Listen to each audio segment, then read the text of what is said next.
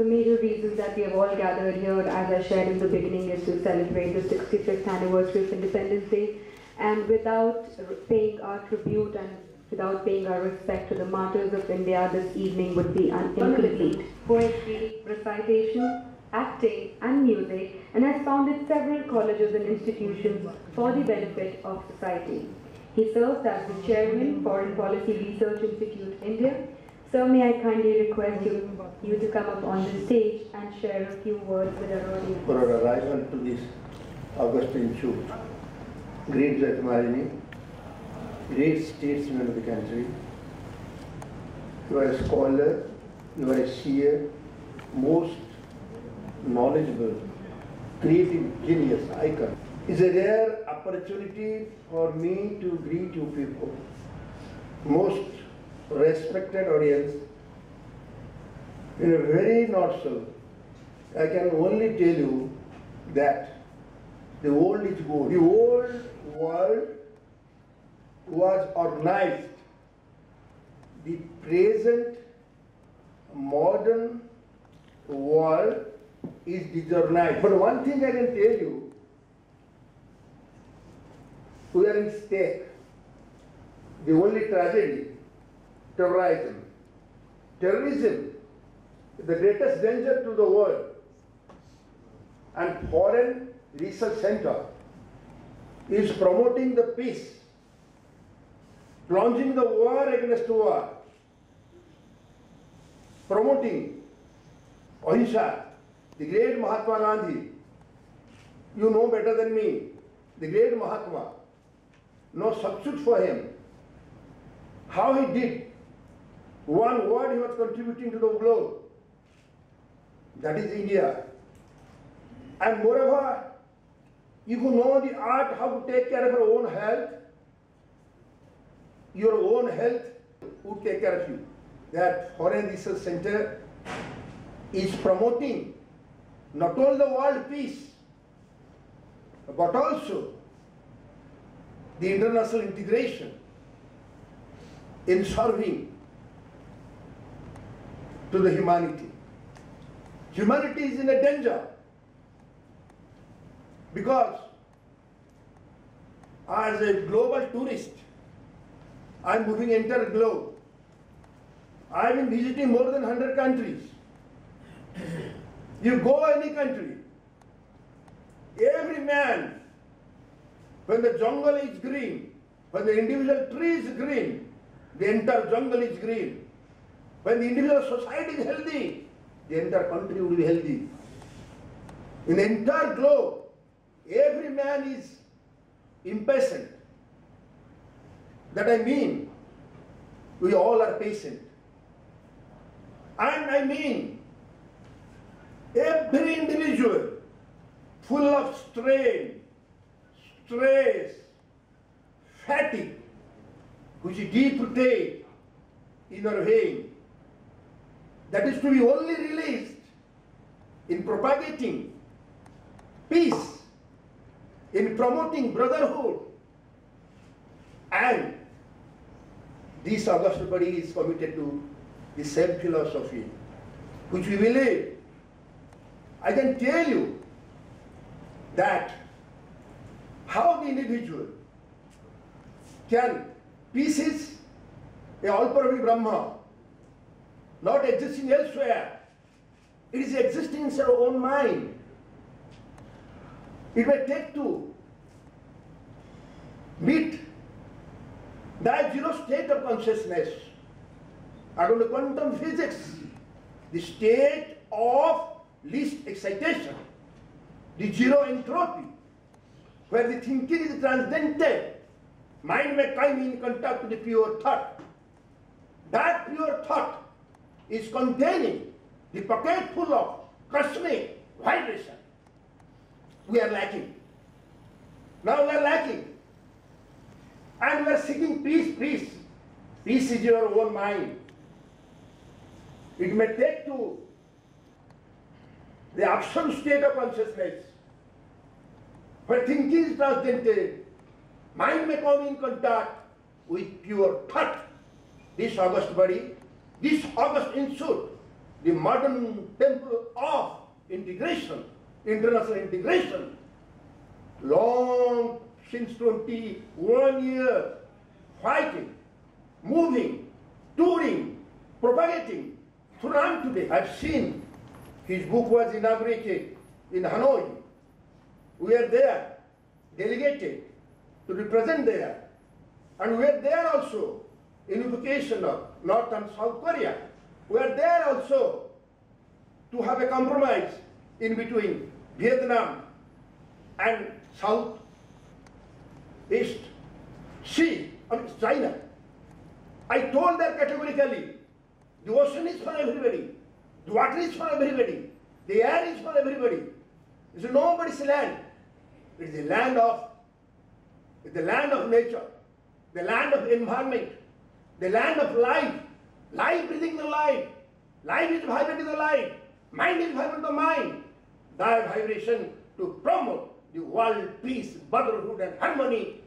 And all the ambassadors here is my hearty greeting and cheering to every ambassadors the way they are contributing for the global peace. And Jethmalani is here, who has sacrificed the entire career, entire life, struggling. And it's so much of, we both were in the one meeting organized by Supreme Court Bar Association. Varma is here, and other advocates friends are here.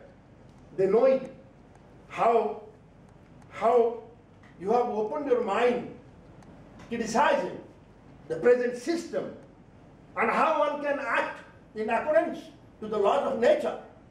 One law that is being framed in the parliament. You are celebrating two events at the same time. 65th anniversary of our independence, and you are also celebrating the 21st anniversary of this foreign policy research. Let me pay a tribute to the Constitution of India, which we created in 1950. It is a unique constitution which contains an article, the 51st article of our constitution, which is a lesson to successive governments in the future how to conduct our foreign policy. I don't believe that there is any other constitution of the world which contains these elementary lessons in conduct of foreign policy left for succeeding governments in the almost eternal future that the Constituent Assembly members must have thought of. So, ladies and gentlemen, the 51st article of our Constitution tells us that India will conduct its foreign policy in accordance with international law. It will conduct its foreign policy with the objective of maintaining friendly and honorable relations among the states, that it will promote international peace and security. But ladies and gentlemen, there were 2 or 3 very perceptive members sitting in the Constituent Assembly who, when this draft article was being discussed, he said, but listen, the whole trouble about foreign policy, I believe that Pandit Nehru, who became the first Prime Minister of India and who is credited of being the originators of our foreign policy, the repository of our foreign policy, I think he himself had not read Article 51 at all. When the Chinese raised the dispute with us, and the Chinese, of course, very clever diplomats they were in those days, particularly their Zhou Enlai, who was a great friend of Pandit Nehru, and who had decided that he is going to promote Pandit Nehru as the greatest Asian living and as an apostle of peace and a great founder of the non-aligned movement, which they called Panchshir at that time. Ladies and gentlemen, I don't know how many of you have ever thought of this Panchshir doctrine which Pandit Nehru introduced in this country. I think which was under the direct inspiration of Zhou Enlai, who, as I told you, was a very clever man. One of the fundamental principles of Panchshir was that no state will ever concern itself with how any state or any government of any state is dealing with its own citizens. In other words, never have a look into our affairs inside our own borders. Mind your own business and don't ever criticize as to what we are doing to our own citizens. Now this, according to me, was the great defect of Panchsheel, because it was wholly inconsistent with existing international law. International law recognizes the doctrine of humanitarian intervention in the affairs of other states. And our whole charter, particularly a part of the charter which deals with states short of war, deals with those states which are almost equivalent of war and powerful enough as war itself, but it is directed against those states who unfairly deal with their own citizens in a manner which shocks the conscience of the civilized world. How did we start imposing sanctions against those who were practicing apartheid in South Africa? Now that was an interference with the internal affairs of a nation, inconsistent with Panchsheel, but nevertheless you saw that ultimately we bent down South Africa not by the practice of Panchsheel, but by doctrines and practices wholly inconsistent with Panchsheel. So this Panchsheel was the first bad lesson in foreign policy which Pandit Nehru taught us, and then of course he became the leader of the non-aligned movement. Now the non-aligned movement itself is inconsistent with traditions of international law, because after all, for 200 years, if international peace was maintained in the world, it was by the doctrine of balance of power. The doctrine of balance of power said that if one state is so strong that if it becomes an aggressor state, then how shall other nations deal with it? The only way other nations can deal with it is that the weaker nations must all unite. Those nations which cannot individually face a mighty aggressor should put their resources together and be able to fight that single aggressor who may turn out to be what an aggressor really means in actual society. India's relations with other nations and negotiating cordial relations with our neighboring countries. It has a long and glorious past, and we are very proud to be associated with this institute, which had the luminaries who has headed this institute earlier.